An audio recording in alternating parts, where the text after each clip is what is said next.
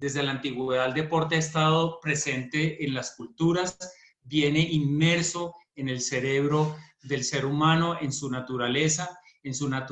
competitiva, y lo que el ser humano fue creando alrededor de todo el mundo y de las culturas fueron distintos deportes que lo que son encuentros entre personas para medir sus fuerzas, para medir su vitalidad, con unas reglas del juego claras, pero al fin y al cabo para medirse y encontrarse de una manera totalmente pacífica, pero a la vez llevando a los límites del máximo potencial de la celebración de la vitalidad. Y en esta conferencia les quiero mostrar o demostrar cómo en el fondo el encuentro real en el deporte es un encuentro interno en cada uno de nosotros. Por más de que algunos de ustedes practiquen deportes individuales o deportes de equipo, el encuentro real es interno porque es un encuentro entre el cuerpo y la mente. Como lo son todos los asuntos de la vida, todos los asuntos de nuestra vida son asuntos externos, pero en todos ellos estamos nosotros cara a cara con nuestra propia mente y vamos a estar desarrollando esta idea desde el comienzo hasta el final de la conferencia. Yo les voy a hablar de 3 grandes temas principalmente. Primero quiero contarles un escenario, digamos, yo diría como la vieja guardia o el problema, para después mostrarles la gran oportunidad. La vieja guardia en cómo hemos concebido el deporte, y les quisiera dar 2 ejemplos dentro de la vieja guardia, uno que se parece mucho a las nuevas fronteras que estamos pisando y otro que representa mucho más la vieja guardia. Primero les quisiera traer a cuento a Charles Atlas, este fisicoculturista italiano que llegó a Brooklyn a comienzos del siglo pasado y que en los años 20 se convirtió en este grandísimo fisicoculturista con cantidades de seguidores por correspondencia, en donde ustedes pueden ver en su historia cómo él tenía todos estos seguidores a quienes realmente les enseñaba a vivir integralmente y a fortalecer su cuerpo y su mente y alimentarse sanamente, construyendo su salud y su vitalidad con disciplina, a pulso, con conciencia. Y Charles Atlas fue un gran ejemplo que lo traigo de inspiración porque existiendo en comienzos del siglo pasado, se parece mucho a la inspiración que yo quiero traerles a través de la información de esta conferencia. Y por el otro lado, deportistas maravillosos como Lucho Herrera, como Pambelé, como tantos deportistas que hemos visto que han tenido toda la garra y han, digamos, desarrollado un gran potencial, pero en este caso, haciéndoles, por supuesto, un grandísimo homenaje a su, digamos, garra y su vitalidad y el aporte que han hecho al deporte de nuestro país, representan mucho la vieja guardia, que es como entender que el deporte atrae a personas que tienen una vitalidad fuerte, que tienen energía de sobra, y entonces la concepción, digamos, de la vieja guardia del deporte es: yo siento que tengo una gran vitalidad, quiero celebrar toda esa fuerza, toda esa potencial que tengo, y en general hay una desconexión entre los hábitos de vida y el ejercicio y el desarrollo del potencial en el deporte. Entonces, en términos generales, en la historia del deporte profesional y aficionado, podemos ver una cantidad o la gran mayoría de ejemplos de esa vieja guardia, como la quiero definir hoy, que están basando su logro deportivo principalmente en sus cualidades innatas, en su genética y en lo que yo llamo la energía del disco duro. Entonces, en términos generales, estas personas, basándose en esta energía del disco duro,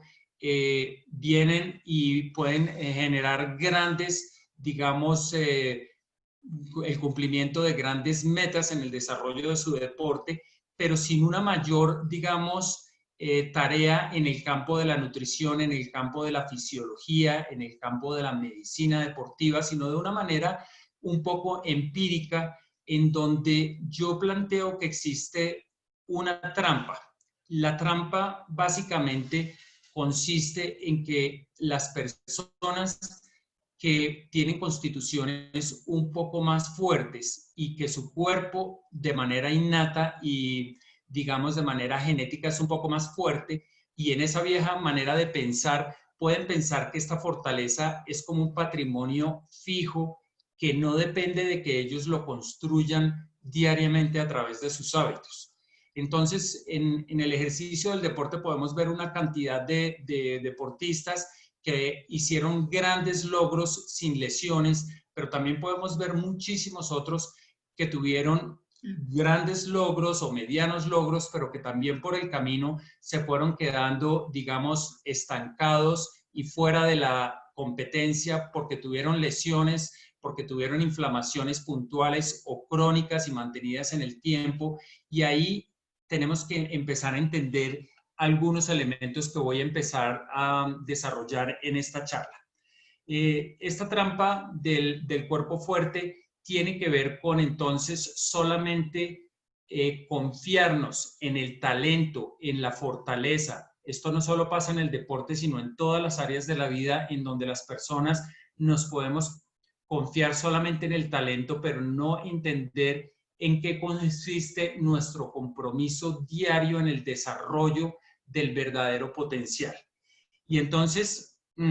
podemos ver que lo que pasa es que no hay una real información en la vieja guardia de cómo es la nutrición celular y cómo es la fisiología celular, porque en términos generales, cuando yo entrevisto a muchísimos deportistas, incluso de la actualidad, y les digo, bueno, ¿cómo es su estrategia nutricional para enfrentar su deporte? Y me dicen casi que, me dicen, no, pues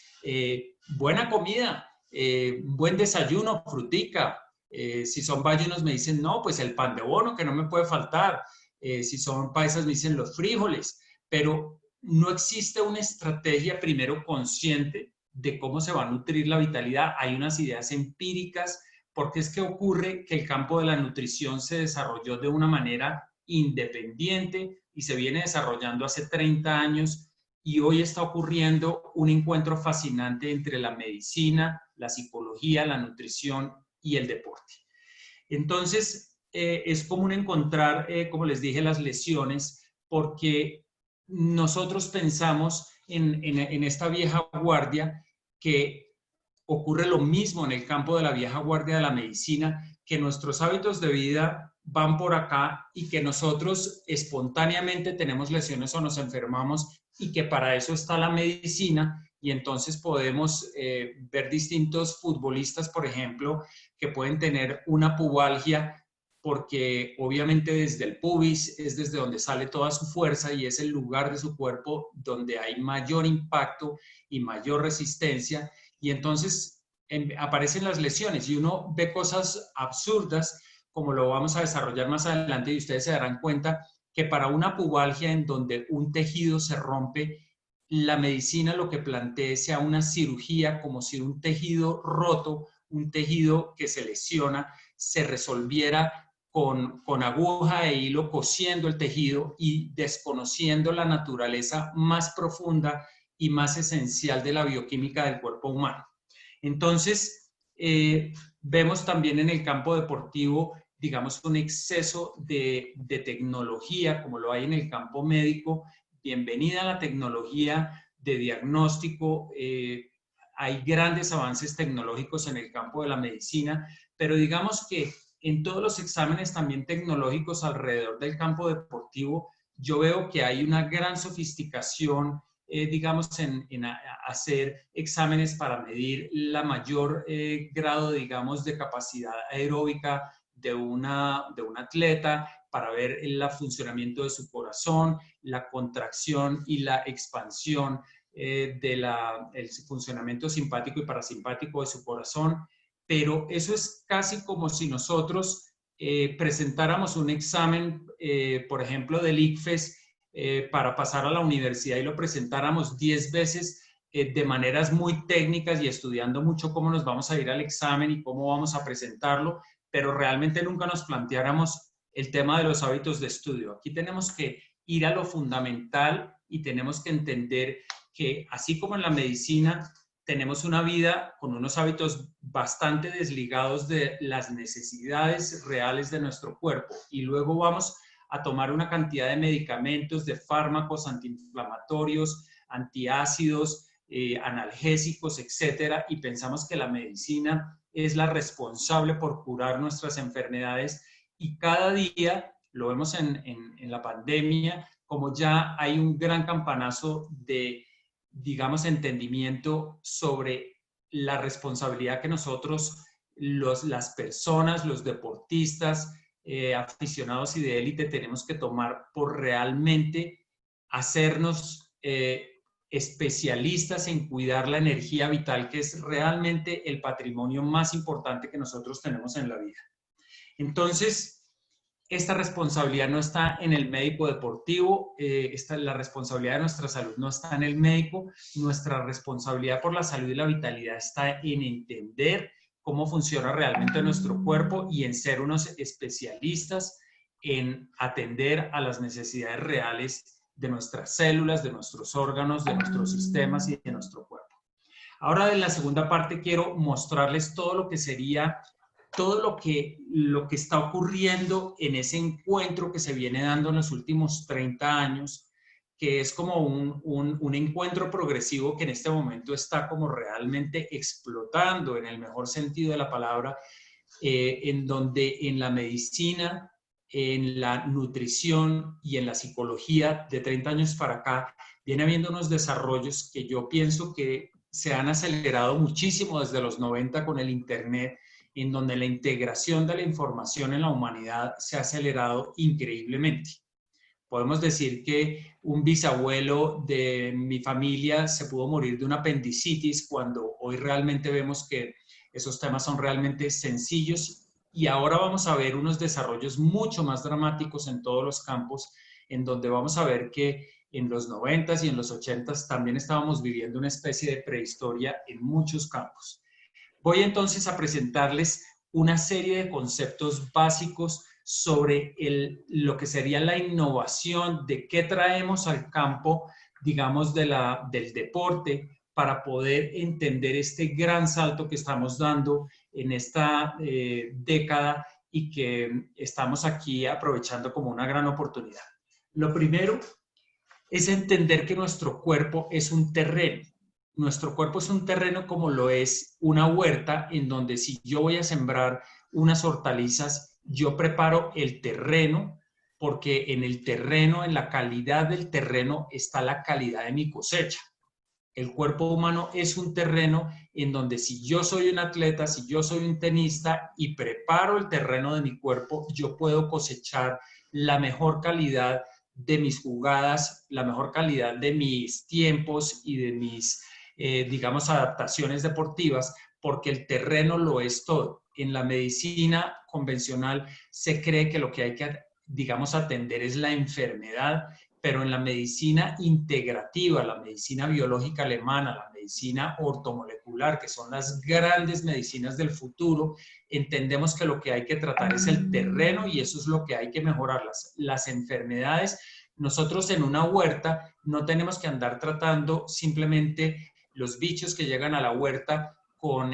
químicos, sino que si la huerta tiene un terreno realmente bueno, la fuerza de la cosecha va a hacerse cargo, como es el caso de toda la biodinámica con Rudolf Steiner en Alemania y cómo conciben digamos, el sembrado de las huertas biodinámicas, que es realmente como deberíamos entender en toda la humanidad nuestra agricultura. Entonces, ese terreno, que es nuestro cuerpo,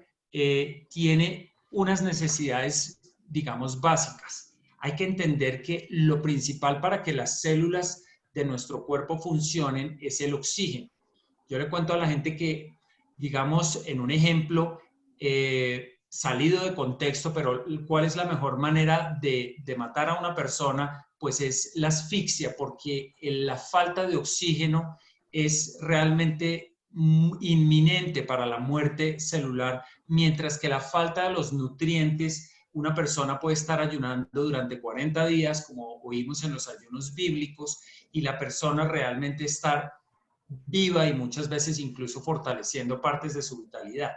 Es porque el oxígeno es la base de todo. Entonces nosotros tenemos que entender que nuestro cuerpo es como una pecera en donde hay unos peces y estos peces nadan en un líquido que es el plasma y podemos imaginar esta pecera como un gran océano y los peces respiran oxígeno dentro de este océano porque allí hay muchísimo oxígeno y porque es básico para su vida, pero si yo cojo esta pecera, la llevo a la ciudad, la lleno de agua de la llave, que para empezar tiene una serie de químicos, esa agua ya no está oxigenada y los peces no podrían vivir muy bien ahí. Pero vayamos mucho más lejos como nosotros vamos a la vida cotidiana, en donde en la pecera nosotros ponemos café, Coca-Cola, sándwich de pan blanco,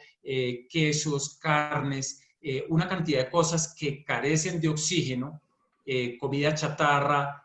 postres, excesos de azúcar. Y si nosotros hiciéramos ese cóctel de esa manera en esta pecera, los peces morirían inmediatamente. Pues nosotros hacemos lo mismo en el cuerpo y exigimos que nuestro cuerpo haga unos ejercicios bastante sofisticados de adaptación y de compensación. Por ejemplo, la osteoporosis es un caso típico en donde nosotros no le ponemos el oxígeno a nuestro cuerpo desde afuera, sino le ponemos alimentos y sustancias que quitan el oxígeno y el cuerpo empieza a tragarse los huesos hacia adentro porque necesita sacar unos minerales que secundariamente le aportan oxígeno. Entonces, vamos al primer punto de la charla de hoy en donde les dije de la trampa de la vitalidad. La gran trampa de la vitalidad es que el deporte atrae a personas con un cuerpo fuerte en términos generales, pero esas personas son como una pecera con peces fuertes haciendo una mezcla en esa agua que realmente es contraria a la vitalidad de los peces y están en un nivel de potencial realmente muy por debajo de lo que podrían estar.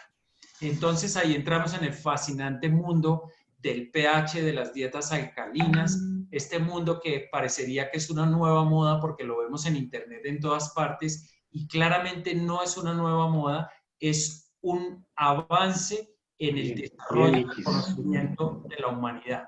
Es un avance en el desarrollo del conocimiento de la fisiología celular para entender que si nosotros comemos alimentos más alcalinos y cuidamos el balance de lo alcalino y de lo ácido en nuestro cuerpo, pues vamos a darle a nuestras células el mejor terreno, el mejor contexto para desarrollar su vitalidad más de base. Algunos de ustedes podrían argumentar y decir, bueno, pero entonces, si digamos, el ácido gástrico del estómago es ácido, si la orina a veces puede estar ácida, si el cranberry que es ácido es bueno para los riñones. Entonces, por supuesto, aquí no estamos diciendo que alcalino sea bueno y que ácido sea malo. Estamos diciendo que nosotros, es como decir que es mejor y consignar plata en mi cuenta bancaria o gastarla. No, ambas cosas son muy buenas, pero yo tengo que tener un balance positivo y abundante en mis cuentas para poder gastar y ojalá no quedarme en rines, pero la economía de nuestro cuerpo en términos de la oxigenación celular se parece mucho a como si nosotros tuviéramos 5 millones de pesos en la cuenta, pero siempre estuviéramos gastando 35. Ese es el gran problema en donde nosotros lo que tenemos que hacer es consumir abundante cantidad de alimentos alcalinos para subir ese nivel de oxigenación celular, que es la base, digamos, de la vitalidad a todos los niveles y de ahí gastar porque el cuerpo mismo, cuando nosotros consignamos más plata de la que gastamos en nuestra cuenta bancaria, a nosotros no nos están llamando del banco digamos, a decirnos que estamos con un problema o con un sobregiro. Entonces, no hay nada de malo en consignar más oxigenación de la que nosotros vamos a gastar, porque el cuerpo tiene un mecanismo maravilloso y sofisticado que se llama el buffering system, que es un sistema que regula los pHs de todos los órganos y sistemas del cuerpo y él se encarga de repartir esa oxigenación y esa acidez y falta de oxigenación para los procesos de fermentación en el intestino grueso, etcétera, para que el cuerpo y su metabolismo funcionen óptimamente. Ahora me gustaría introducir una ecuación, que es la ecuación de la vitalidad, para que ustedes entiendan un poco esta innovación y cómo aquí estamos entendiendo el cuerpo de una manera distinta. La vitalidad en realidad depende de los siguientes factores: de la genética, en donde ya vimos que está la constitución metabólica de todos nosotros. No todos los deportes, digamos, atraen a personas con la misma constitución metabólica. Hemos visto también muchos maratonistas de constituciones y metabolismos bastante rápidos. Pero en términos generales, lo que yo les puedo decir es que todos tenemos una genética de base que trae unas cualidades y unos defectos, en donde detrás de cada deportista hay un ser humano que viene de fábrica pues con unas potencialidades en su salud y por supuesto con unas grietas y con unos defectos que siempre en la medicina y en la salud integral deportiva tenemos que tener en cuenta. Pero luego está la T de toxinas. Nosotros vivimos en un mundo muy tóxico. Muchas veces creemos que todo lo que compramos en el supermercado es apto para consumo humano, y aquí no estamos hablando, yo no les estoy invitando a un fundamentalismo, ni a hacer, digamos, a salirse del goce de la vida, pero yo los estoy invitando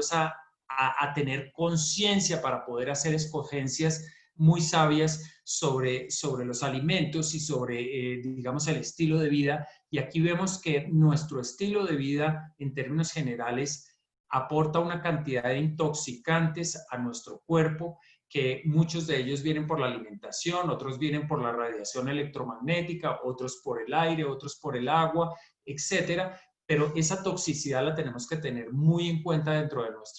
nuestra ecuación. Luego viene la N de nutrientes, y el tema interesante aquí es que en la vieja manera de entender las cosas, comer 3 comidas al día, comer proteína animal, una porción de proteína, un carbohidrato, una verdura, una sopita, eso ya era una nutrición integral. Y aquí lo que yo les diría es que hace 150 años lo que se servía en una mesa, aun cuando no hubiera mayor conciencia, era una nutrición distintísima a la nutrición que tenemos hoy en nuestras mesas, porque los suelos de hace 150 años eran suelos plagados de nutrientes, suelos orgánicos por naturaleza, y en donde una papa, una guayaba o un pedazo de carne o un lácteo eran otra cosa, porque los animales y las plantas estaban en un suelo que estaba absolutamente rico de nutrientes, y nuestros bisabuelos día a día consumían una alimentación llena de nutrientes que los llevaba a construir poco a poco y durante toda su infancia, su adolescencia y su vida unos tejidos muy fuertes. Y por eso es que nosotros vemos personas que han vivido cerca de los 100 años, y muchos al hablar sobre este tema dicen: sí, pero fulano, mi tío abuelo duró 100 años tomando aguardientico y comiendo frijoles con chicharrón y parrandeando. Y yo les diría: sí, eso es todo. En todas las familias tenemos gente longeva independientemente de los hábitos, pero eso sería como decir: yo tuve un antepasado que nació millonario y tuvo plata toda la vida. Todos conocemos que la genética de una persona puede ser tan fuerte que aguante el uso y el abuso en los malos hábitos, pero en este momento las genéticas nuestras, las de nuestros hijos, vienen cada vez con mayor, digamos, potencial de fragilidades, y se hace cada vez mayor la importancia de atender a los hábitos de vida. Yo tuve la oportunidad de trabajar con un agente del Departamento de Genética de la Universidad de los Andes, y les preguntaba: ¿qué hay de nuevo en la genética? ¿Qué se cuece allá en ese laboratorio y qué dicen ustedes en la universidad? Y me decía la investigadora, me decía: pues la gran novedad en los estudios e investigaciones en genética es que cada vez se le da más importancia a la variable ambiental, y en el campo humano a los hábitos de vida, para manifestar o no manifestar las enfermedades. Es decir, que cada vez se le da mayor crédito a esta ecuación en donde, en resumen, hasta donde vamos está la G de genética, la T de toxicidad, la N de nutrientes y finalmente en esta N de nutrientes debo agregar una cosa importantísima y es que nosotros tenemos la creencia errada de que los niños que están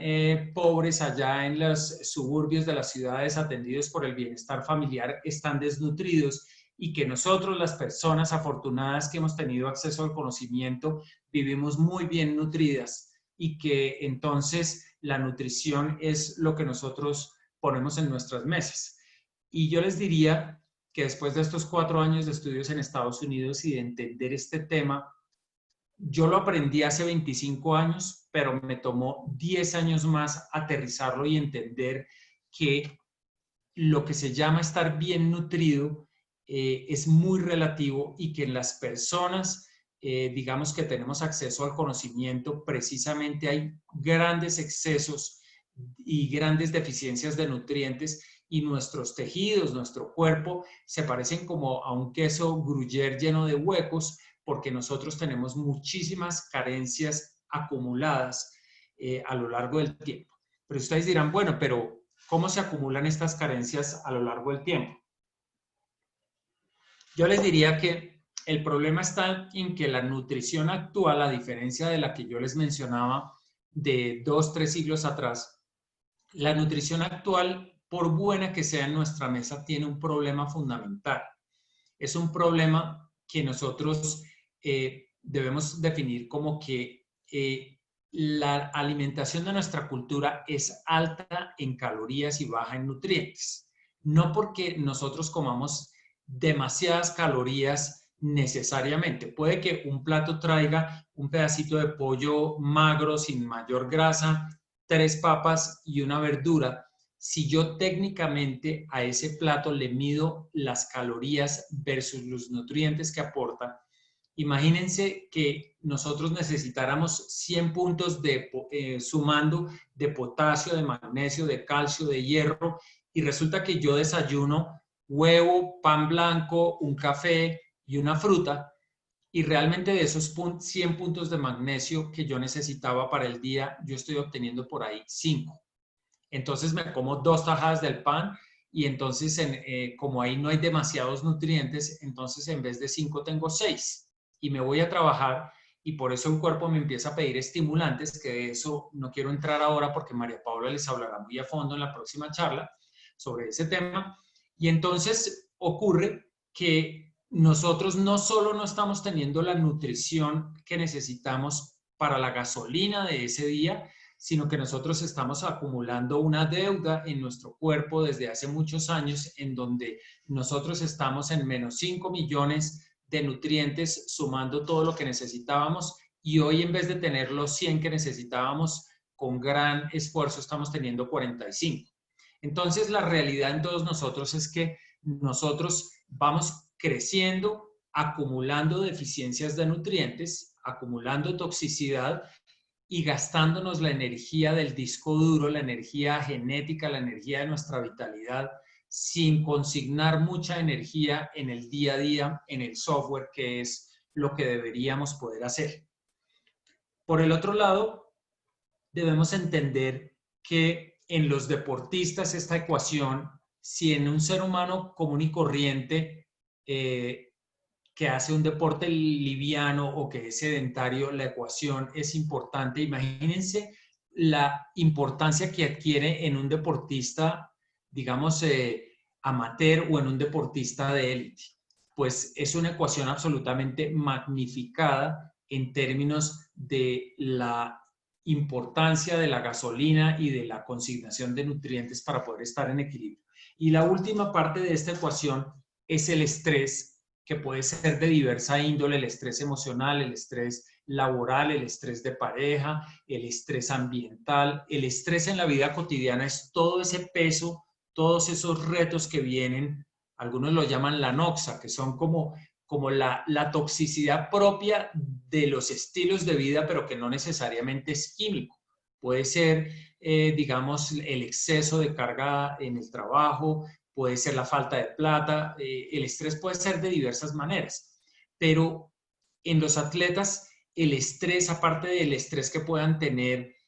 los deportistas y los atletas en su vida privada, está el inmenso estrés que genera, digamos, el gran voltaje, la gran carga y el gran gasto en la competencia, en el entrenamiento y en el estilo de vida deportivo. Entonces, dejemos esa ecuación ahí planteada y más adelante la vamos a retomar para hablar de para dónde puede ir realmente todo este proceso.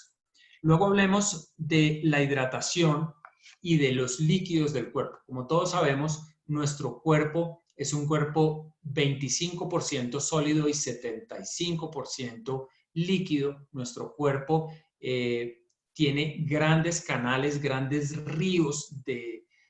nutrientes, de sustancias que fluyen a través de él. Y entonces nosotros también cuando hablamos y yo le pregunto a los deportistas, incluso a deportistas de élite, bueno, cuéntame, ¿esto cómo se hidrata? Me dice, no, pues con agüita. Yo muy consciente de tomar agüita. ¿Y cuánta? No, no sé, pero pues, no sé, 1,5 litros. Yo tomo bastante agua.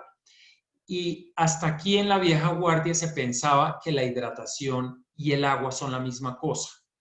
Y resulta que la hidratación, es decir, ese torrente, ese río de innumerables y múltiples líquidos y sustancias que fluyen por nuestro cuerpo,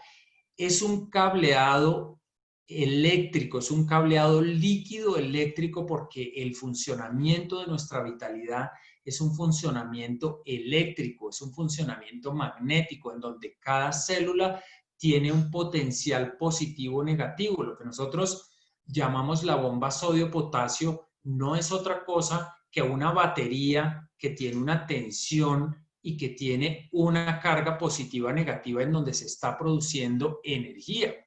en donde se está produciendo ATP y en donde se está produciendo movimiento, pero gracias a que hay una diferencia de ese potencial. Si los líquidos del cuerpo estuvieran llenos simplemente de agua y esa agua no estuviera totalmente metálica, eléctrica, cargada de minerales, como hacemos con la huerta en nuestro ejemplo inicial, en donde tenemos que cargar la huerta de minerales para que ahí haya electricidad, para que haya un potencial bioquímico, para que todas las reacciones químicas tengan realmente una fuerza. Nosotros tenemos que cambiarle el agua a toda nuestra pecera, tenemos que sacar toda esa agua pasiva, muerta, sin electricidad, sin potencial biomagnético, y nosotros tenemos que entender que remineralizar nuestro cuerpo, alcalinizarlo, es como cuando nosotros sincronizamos nuestro carro y ponemos la chispa en su justo punto para que la combustión de la gasolina sea realmente efectiva y el motor de nuestro carro tenga el máximo potencial. Nosotros con la nutrición no estamos dando buena comida, nosotros no estamos dando una comida balanceada, estamos haciendo algo muchísimo más profundo. Estamos llevando al cuerpo una oxigenación, una carga eléctrica, unos minerales que son la base para que todos estos procesos puedan realmente ocurrir. Entonces ustedes dirían, bueno, pero claro, yo muy bien, yo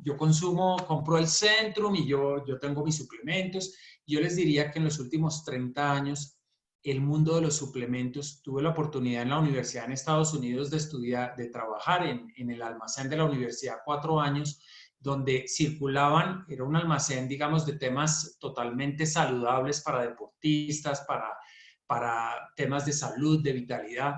y tuve la fortuna de poder conocer muy a fondo el mundo de los suplementos y de entender que allí hay un gran negocio gigantesco. Voy a dar un ejemplo, que en algunos deportistas de élite yo les pido en su primera cita que me traigan los suplementos que están usando como su estrategia de suplementación, y cuando yo veo, en general veo unas marcas muy sofisticadas, con un mercadeo espectacular, con una imagen de marca increíble, pero cuando yo volteo el producto y miro los ingredientes, que es lo que a mí me importa, veo que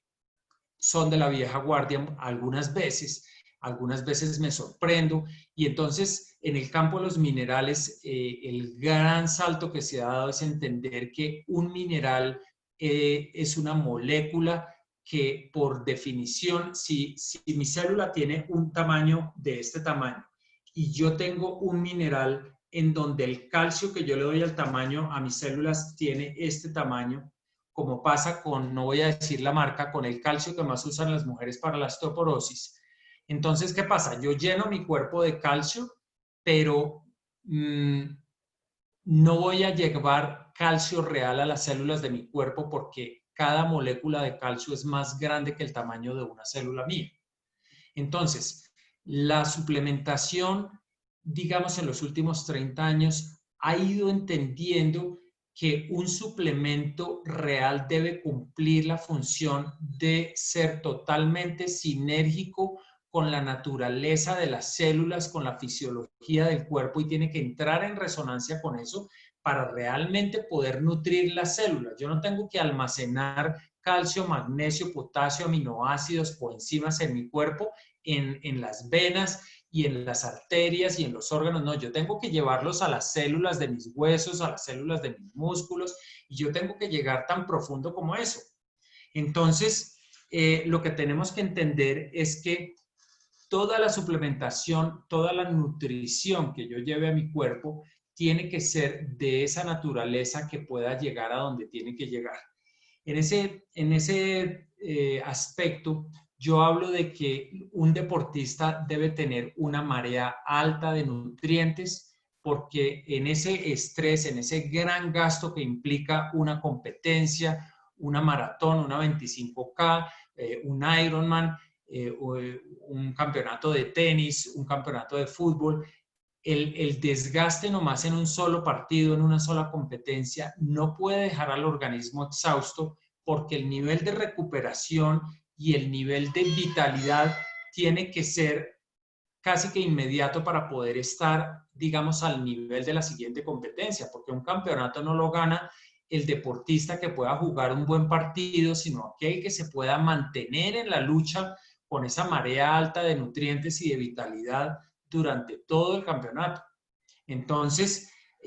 aquí estamos hablando de un tema que es importantísimo en la medicina ayurveda. 6.000 años antes de Jesucristo, la medicina más antigua que hay en el mundo, y difícil de superar, un poco de la mano de la medicina china, por supuesto, pero son las dos grandes medicinas que dan origen a las otras medicinas que surgieron muy posteriores, en donde en la medicina ayurveda lo que se dice es, mire, la fisiología, la anatomía del cuerpo humano y la fisiología se pueden explicar de esta manera. Nosotros los seres humanos tenemos 7 tejidos, que son tejidos como niveles de profundidad en nuestro organismo. Cuando nosotros comemos un nutriente que realmente vibra con nuestro cuerpo y con nuestra vitalidad, ese nutriente dura 5 días en llegar al plasma. Luego del plasma pasan 5 días en que nutra los glóbulos rojos, luego pasan 5 días en que nutra el músculo, 5 días en que nutra el tejido graso, 5 días en que nutra el hueso, 5 días más la médula ósea y 5 días más para nutrir el semen o nutrir los óvulos en la mujer. ¿Qué quiere decir esto? Muchísimas cosas. Tiene una implicación importantísima en esta innovación que se está dando. Y es que, primero, si hablábamos de nuestros bisabuelos y tatarabuelos, ellos en estos 7 tejidos llevaban una vida completa nutriendo cotidianamente los 7 tejidos y mandando una nutrición absolutamente increíble y volviendo esto un roble, una cosa muy robusta, en donde en la vida adulta eran cuerpos que ya venían por años nutriendo sus distintos tejidos. Entonces, lo que yo le hablo a los deportistas es el cuerpo. Ya, por ejemplo, ahorita que estaba hablando con uno de los deportistas de élite que me llamó para, digamos, hacer un seguimiento, yo le decía, Bueno, este es el momento en que hay que empezar a tomar impulso para después de la cuarentena, para dentro de 2 meses, cuando empieza a haber competencias, ese impulso se toma es desde hoy porque mínimo 35 días, o por supuesto un deportista de élite pues adquiere la disciplina, o un deportista amateur serio, como los que veo allí, como algunos de los que nos acompañan en Medellín, que se lo toman con toda la seriedad del caso, que da gusto trabajar con ustedes como equipo. Es gente que entiende que estos tejidos son una disciplina, que esto hay que nutrirlo como una disciplina diaria, que hay que tomárselo en serio y que hay que meterlo dentro del presupuesto del sacrificio y del precio que hay que pagar para tener una verdadera vitalidad a mediano y a largo plazo. Entonces, esto tiene unas implicaciones no solo para el deporte, sino también tiene implicaciones para la depresión, tiene implicaciones para la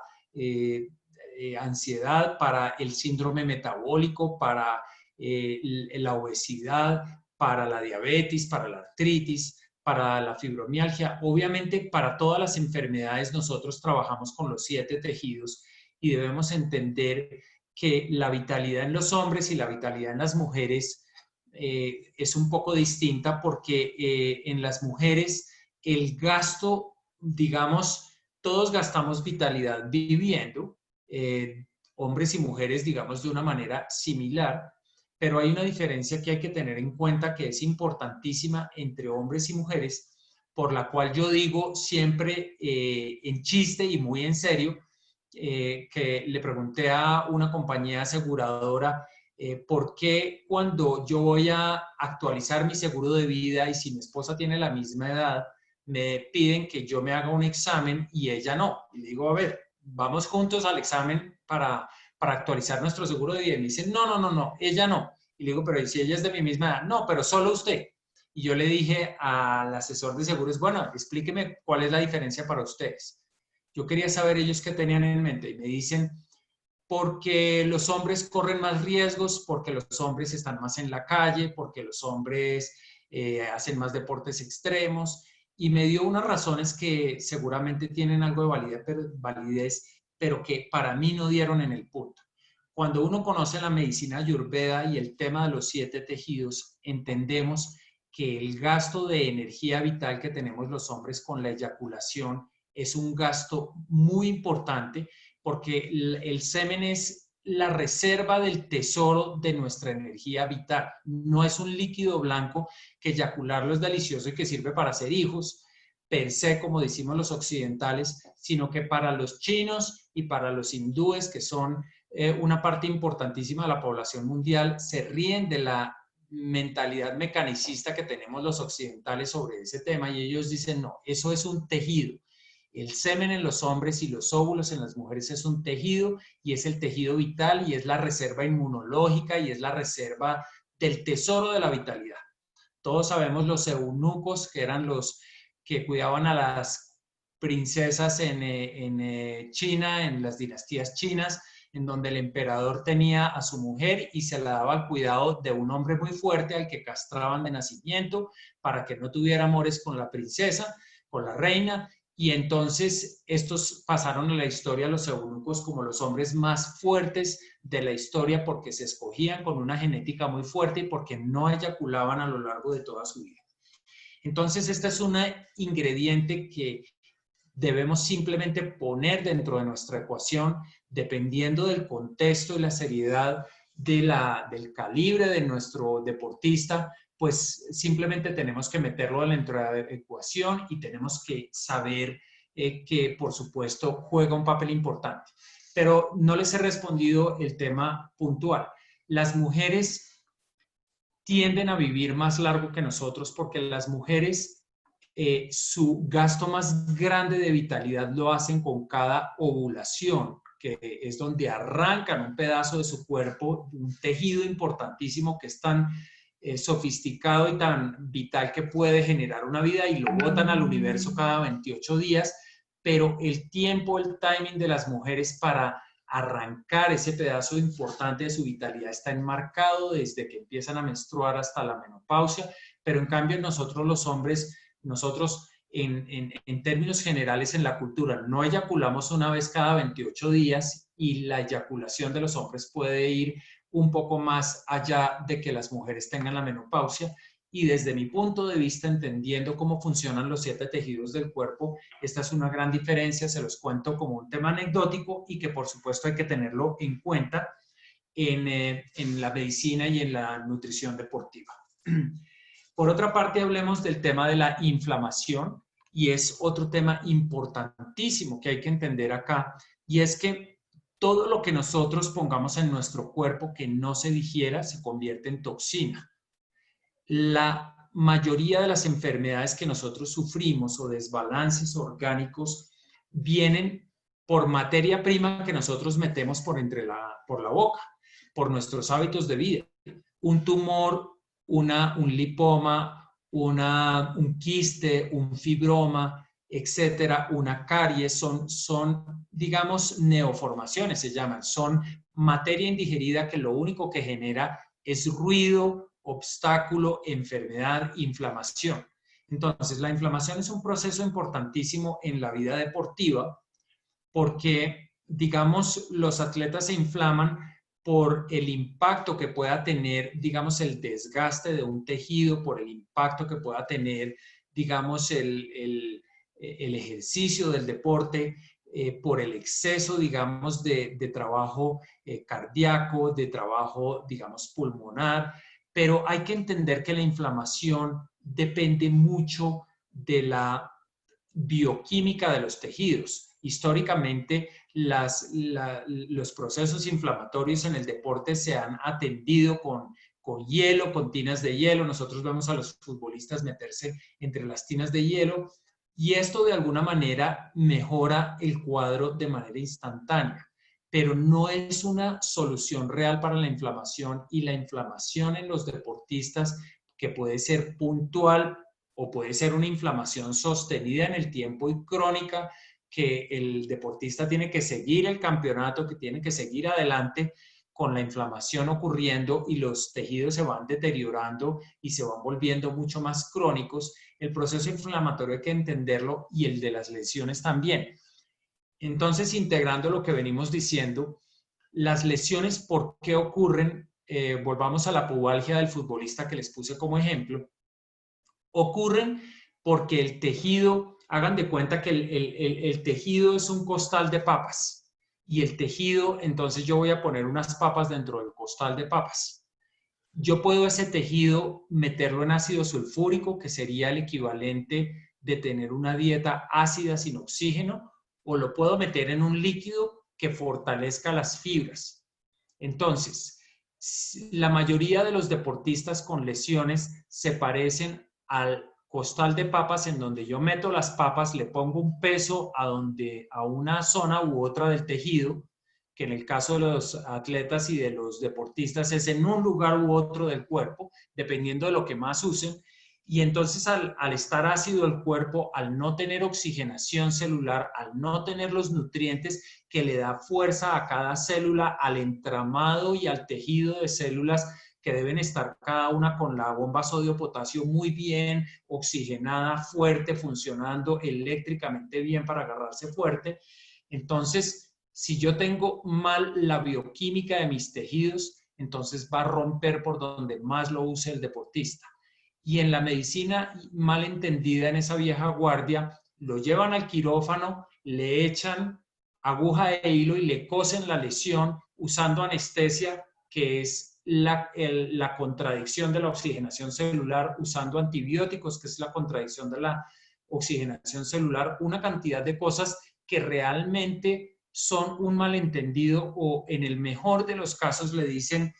a un James, a un Falcao, usted se tiene que ausentar de la cancha, usted tiene que reposar, pero en ningún momento le están diciendo revise la bioquímica de su cuerpo, reconstruya la fortaleza de sus tejidos, etc.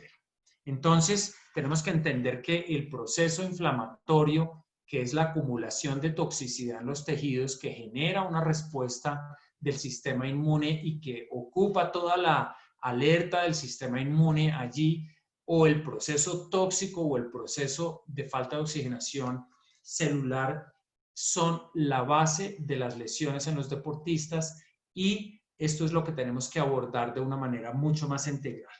Nosotros empezamos a ver algunos ejemplos interesantes, como el documental de Game Changers, en donde algunos atletas de élite y algunos soldados de operaciones, James Cameron desarrolla este documental que desde mi punto de vista es un buen documental. Me sorprende cómo estos atletas y soldados mejoraron tan significativamente pasando de una alimentación basada en proteínas e ingredientes animales a una alimentación basada en plantas, en donde los que han visto el documental se pueden dar cuenta que la mujer que les cocina, que es una mujer de buenísima onda y de muy alegre y que les trae una comida deliciosa, pero que aún la comida que les trae es una comida un poco, desde mi punto de vista, un poco chatarrera y muy gourmet, pero basada en plantas. Si solamente con hacer esa transición que todavía, desde mi punto de vista, la oxigenación celular que se está logrando ahí es muy, muy incipiente, los deportistas empiezan a ver un cambio realmente dramático y significativo en la oxigenación, en los tiempos de recuperación, en la no inflamación, etcétera. Entonces, este es un documental muy interesante para ver un ejemplo más de cómo se han distintos deportistas alrededor del mundo han probado las dietas basadas en plantas y han tenido beneficios realmente extraordinarios. Por supuesto, como ustedes saben, en Google, en la Internet, nosotros vemos una guerra de conocimiento en donde yo, por ejemplo, viendo el Google AdWords, es decir, veo los avances que la gente pone de manera muy bien intencionada en el Internet para que estén a disposición de todos, pero cuando estos avances pisan callos dentro de la industria farmacéutica y dentro de la industria médica, siempre hay un laboratorio, siempre hay una, digamos, entidad pagando para hacer una publicidad contraria y para estar en los primeros lugares de Google, haciendo realmente,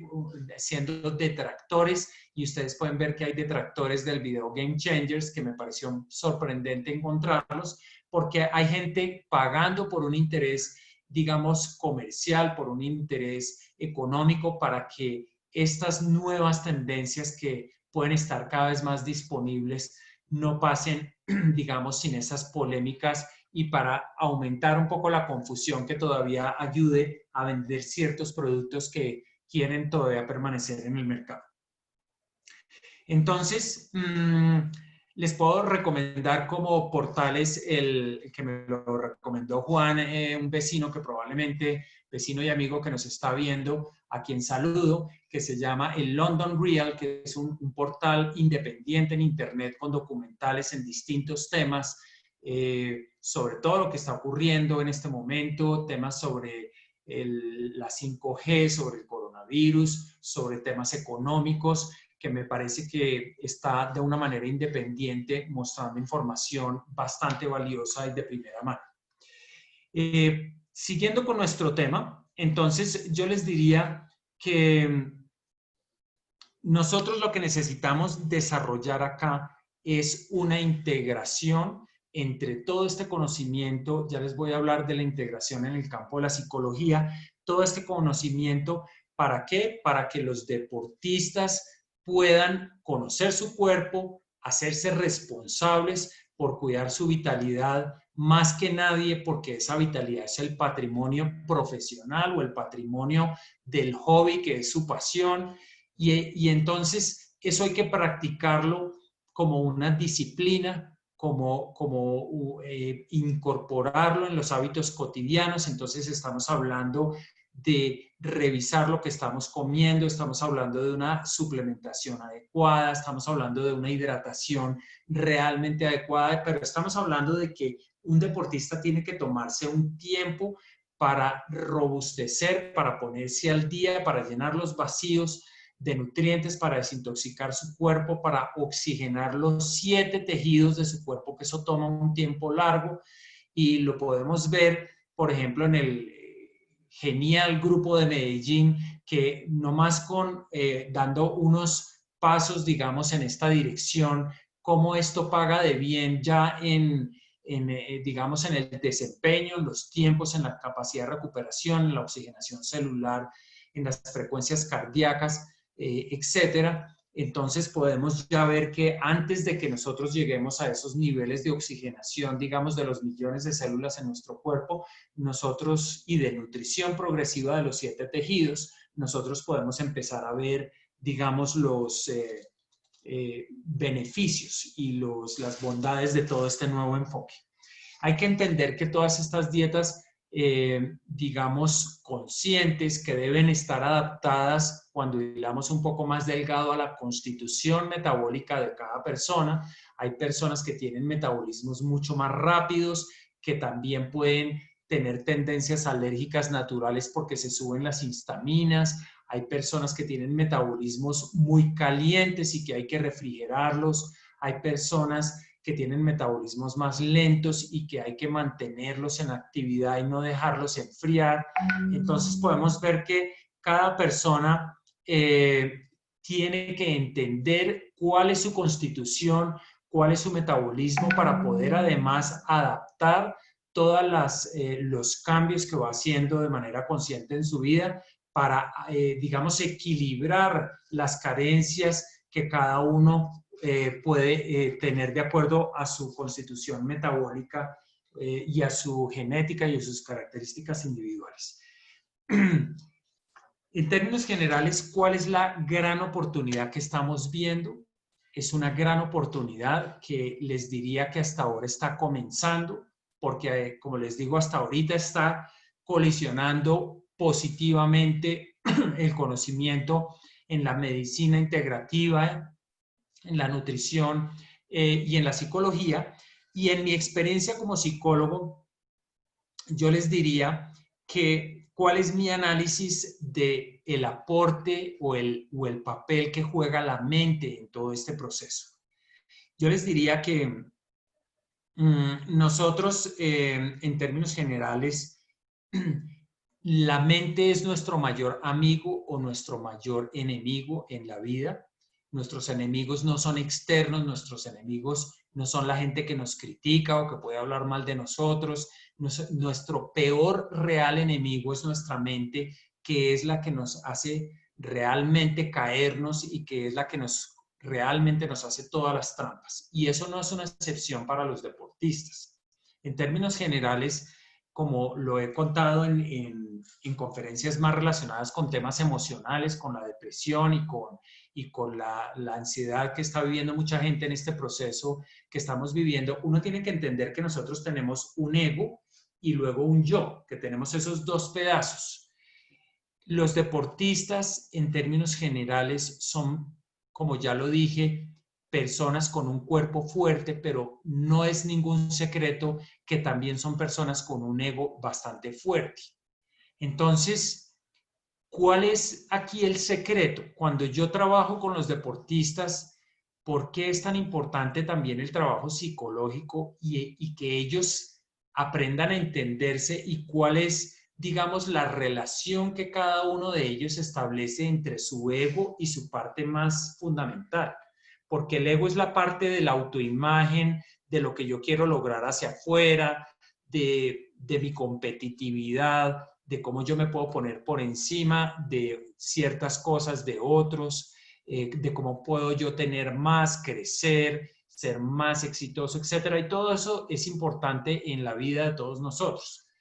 Y es muy relacionado con lo que es la vida adulta, con lo que es, digamos, los procesos más profesionales, más de pensamiento, más de logros, etcétera. Y el yo es toda la parte más vulnerable y es toda la parte más sensible y es la parte más infantil, donde están también, digamos, los impulsos sexuales, donde están las emociones, donde está la ternura, donde está... Y en términos generales, nosotros lo que tenemos que entender es que un atleta, un deportista de élite, Para mí hay dos grandes grupos que tenemos que entender. Hay personas que se aproximan a la actividad deportiva con un cuerpo muy fuerte y con un ego muy fuerte, pero digamos, las personas que pueden llegar más lejos desarrollando sus tiempos como atletas, manteniéndose a largo plazo en una maratón, en un Ironman, en una competencia, en un campeonato, hay grandes diferencias para mí. Ustedes han visto muchos tenistas históricamente botando su raqueta y rompiéndola contra el suelo. Yo diría que para mí la gran diferencia está en el concepto que yo les diría y es, la mente es un buen sirviente, pero es un muy mal amo. Cuando uno conoce la espiritualidad, todos entendemos que la vida de nosotros los adultos puede realmente progresar en el sentido integral y real del término cuando nosotros tenemos una mente que sabemos mantenerla humilde, mas no, digamos, en la suficiencia. ¿Qué quiero decir con esto? Que si vemos, por ejemplo, a grandes, digamos, deportistas que han logrado cosas realmente extraordinarias, seguramente hay de todo. Algunos de ustedes me pueden dar muchos ejemplos, pero yo les diría que desde el punto de vista psicológico, la gran diferencia que yo veo es que aquellos que pueden lograr desarrollar mucho más su potencial real son las personas que saben trabajar la humildad, la disciplina, el tener una relación muy sana con la autoridad, el dejarse sostener, el dejarse llevar. Entonces yo les diría que con los deportistas profesionales que yo trabajo, a los que yo realmente me les quito el sombrero, los que yo más respeto son los que veo que son grandes personalidades a las que yo les debo reverencia por lo que logran en su vida profesional, sean aficionados o sean, digamos, deportistas profesionales,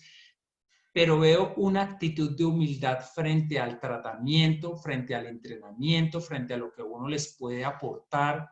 frente a lo que tienen que hacer, frente a la disciplina, el sacrificio, lo que tienen que dar. Entonces, las personas que quieren ser amos desde su mente y desde su ego del proceso no pueden hacer el proceso porque su mente no se los permite, porque no tienen la confianza para dejarse sostener. La confianza básica en esto es fundamental, porque las personas que no tienen una sana relación con la autoridad, y esto, por eso psicológicamente yo trabajo mucho con la relación con la madre y el padre, las personas que no tienen resuelta esas dos relaciones en su familia, no son personas que se puedan ubicar en el espacio de fortalecer el yo, de fortalecer el pedazo vulnerable, lo que está menos desarrollado, lo que necesita más atención, porque todos sabemos, y no es un secreto, que las personas que tienen o tenemos el ego más fuerte, lo que queremos es, digamos, estar en la gloria de la vanidad de que nos fortalezcan el ego, pero no en la humildad y sudando la camiseta de lo que implica ser humildes y realmente mantenerse en esa posición. Eso es el aporte fundamental de la psicología, de la psicoterapia, a este mundo fascinante. Y yo les diría el ego y cuál es el gran ganador en una competencia deportiva. ¿Cuál es el gran ganador? ¿Quién es el que gana? ¿Qué es lo que realmente se gana? Yo les diría que cuando está, digamos, fundamentada en el ego, no hay ganancia, porque no hay una ganancia como seres humanos, no hay una ganancia profunda, no hay una ganancia en crecimiento espiritual. Pero hay muchísimos de ustedes, muchísimos atletas, muchísimos deportistas que entienden el deporte como una celebración de la vitalidad y como un enfrentamiento entre la mente y el cuerpo de uno mismo, en donde parándose en esa posición de humildad permanente, uno se hace grande, uno se sobrepasa con todas las limitaciones que uno mismo tiene y uno puede llegar realmente a batir el récord, pero el verdadero récord está en el ego,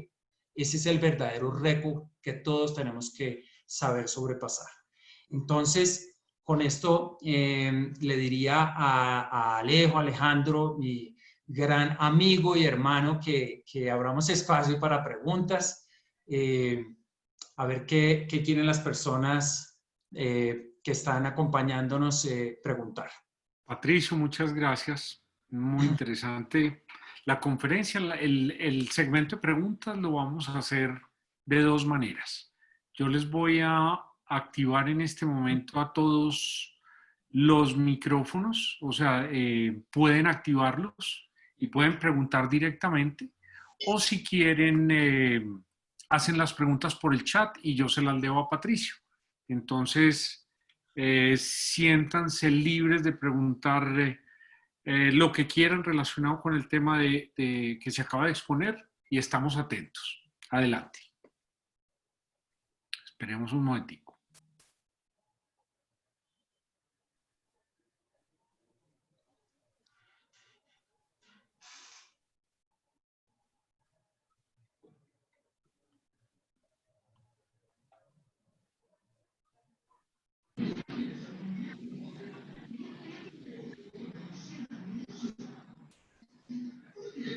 Gustavo quiere preguntar algo. Adelante, Gustavo Gómez.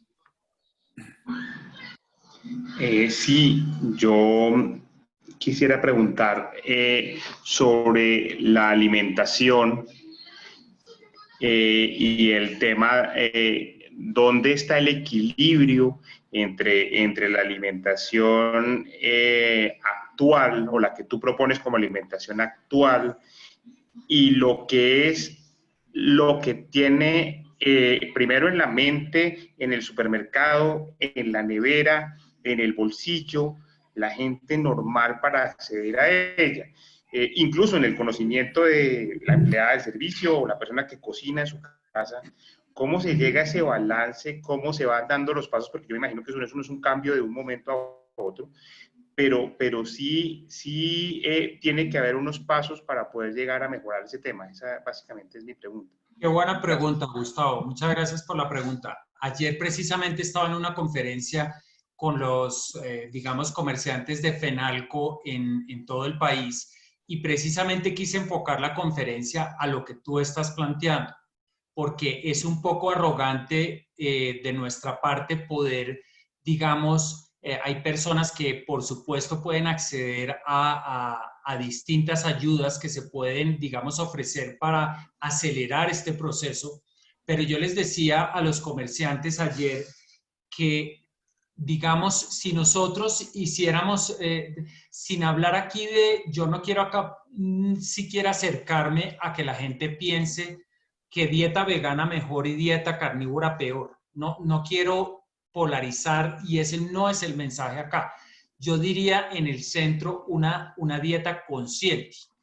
digámoslo de una manera más adecuada. Entonces yo le decía ayer a los comerciantes, les decía, imagínense qué habría servido en una mesa hace 100 años, en donde no había las galletas de paquete, en donde no había, o hace 150 años, en donde todo lo que poníamos en nuestra mesa venía más directamente de la plaza de mercado o más directamente de una huerta o cocinado más fresco o de una manera mucho menos procesada, más sencilla, más limpia, más sencilla. Entonces, de una manera, digamos, global, yo diría que hay que aprender a acercarnos a la tierra, como decía Charles Atlas, le decía a sus digamos, creo que los llamaba discípulos en la época, no me parece la palabra más adecuada, pero entonces les decía, acérquese a la huerta, vaya y saque las papas usted mismo, saque las frescas, coma fresco. Entonces yo le diría a Gustavo que nosotros, incluso hay un caso interesante en la Segunda Guerra con unos experimentos que hubo de por qué digamos, la incidencia de ciertas enfermedades disminuyó después de la Segunda Guerra en Europa. Y una de las razones por las cuales disminuyó es porque la gente no tenía plata para comer tantas comidas sofisticadas que ya habían empezado a estar sobre la mesa de la gente.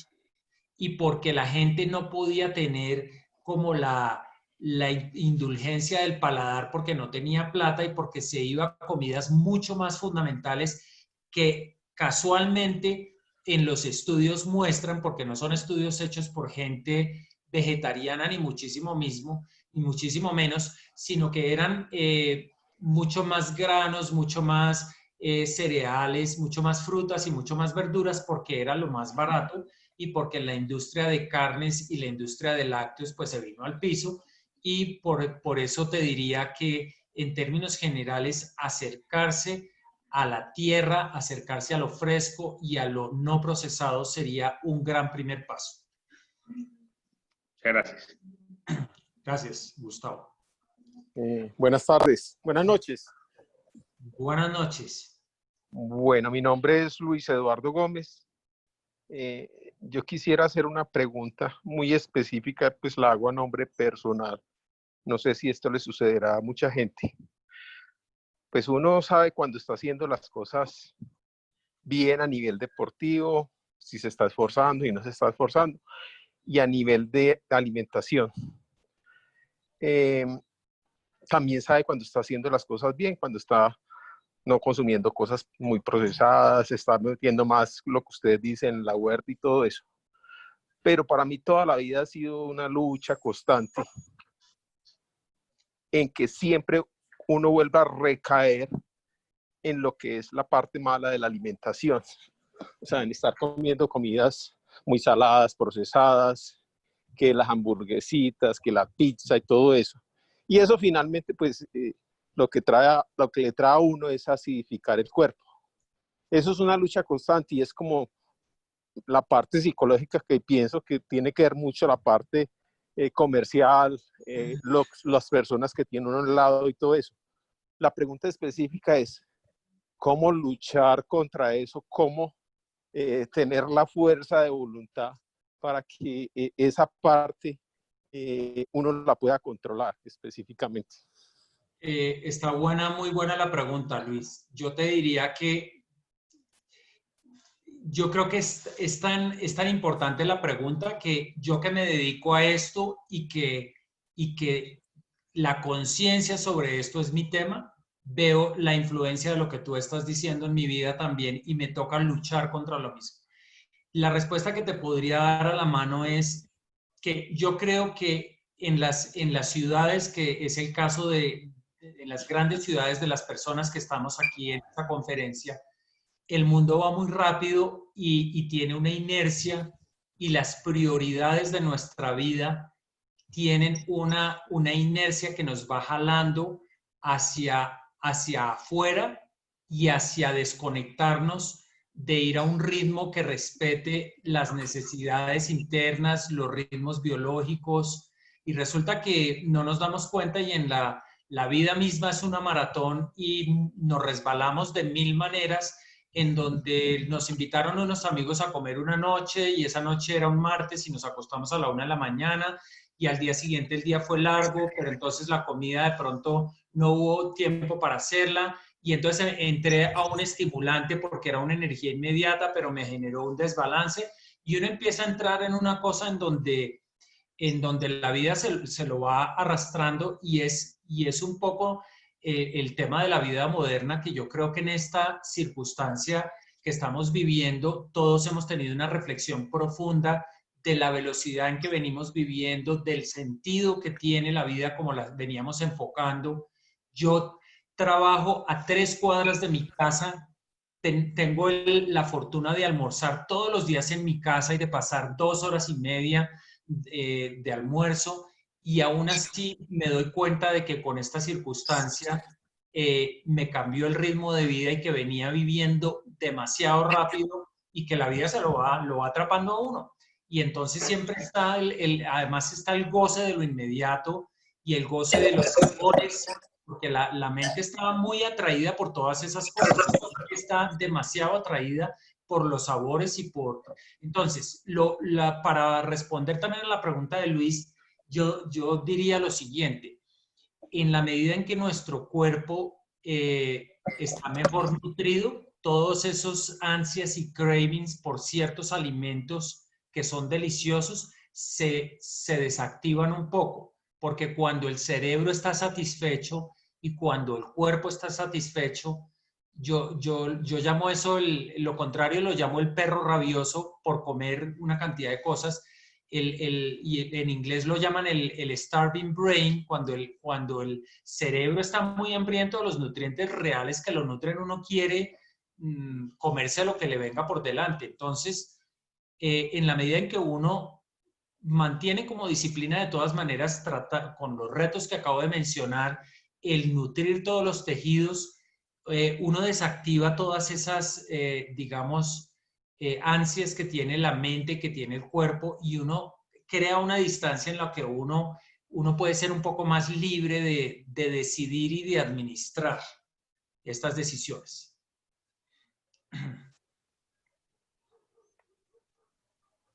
Alejo. Muy bien. Otra preguntita, adelante.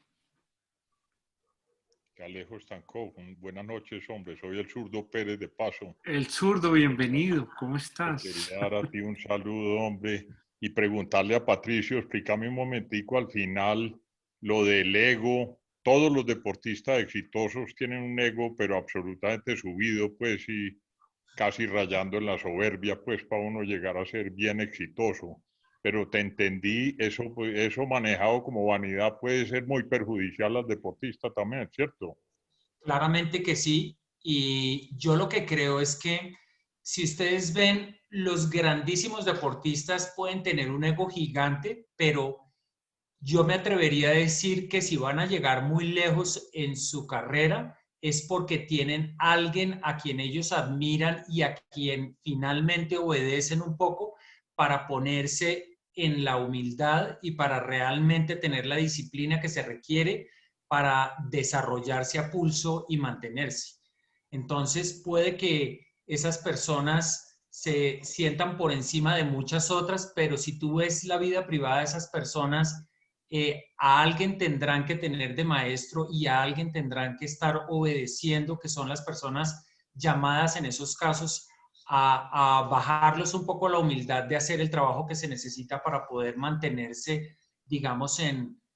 como digo yo, deshiervando el jardín y llenándolo de nutrientes y cuidándolo en vez de simplemente disfrutando solamente de lo bonito que se ve hacia afuera.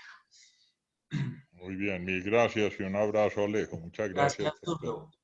Zurdo, mil gracias. Más preguntitas, adelante, bien pueda. ¿Hay más preguntitas? A la una. Discúlpeme, yo hago una pregunta adicional, qué pena que repita. Es que me quedó sonando mucho el tema de la hidratación y que el agua no es como el hidratante per se, sino que existen otras posibilidades. Para mí eso es un tema absolutamente desconocido y si me puede dar unos tips o algo por el estilo sería bien interesante. Muchas gracias. Claro, con gusto. Pues ustedes pueden ver cómo, por ejemplo, a un enfermo o a una persona deshidratada, digamos, por lo menos entre lo que hay disponible en la cultura, se le da un Pedialite o esas bebidas mineralizadas, porque, digamos, eso, ahí ya empezamos a hablar de agua que empieza a tener una mineralización que permite que la electricidad pueda fluir a través de ella. Nosotros podemos, digamos, elaboramos unos sueros nutricionales de nutrición intensiva para los deportistas y en general para los pacientes en el consultorio, pero hay un ejercicio, esa agua con que está preparado eso es tan alcalina y tan equilibrada en sus minerales y del tipo de minerales que uno puede encender un bombillo poniendo 2 electrodos dentro del agua y la luminosidad de ese bombillo es la manera como nosotros probamos la electricidad que realmente hay ahí. Si ustedes en sus casas ponen el agua de la llave, voy a decir un ejemplo muy, digamos, intermedio, pero un buen filtro que aporte minerales, que digamos sería un ejemplo no tan sofisticado, pero ustedes ven el agua de la llave y el mismo ejercicio que estoy haciendo de encender el bombillo, usando el agua de la llave como conductor y usando el agua de un buen filtro, ustedes ya ven que el agua de la llave nos lo va a encender muy tenue y el otro nos lo va a encender un poco más. Cuando nosotros probamos qué tipo de suplementos y qué tipo de sustancias realmente vibra con esto, esto debe producir una luminosidad realmente máxima e intensa en un bombillo. Entonces, es lo mismo que ocurre con nuestro cuerpo. Entonces, pero para dar ejemplos concretos dentro de la vida cotidiana, por ejemplo, las frutas y las verduras crudas tienen ya unos minerales que entran, digamos, a formar parte de lo que estamos hablando. Y cuando, voy a dar una simple diferencia, cuando una persona, yo lo que veo a mi alrededor es que hay mucha gente a la que no le gusta el agua, pero,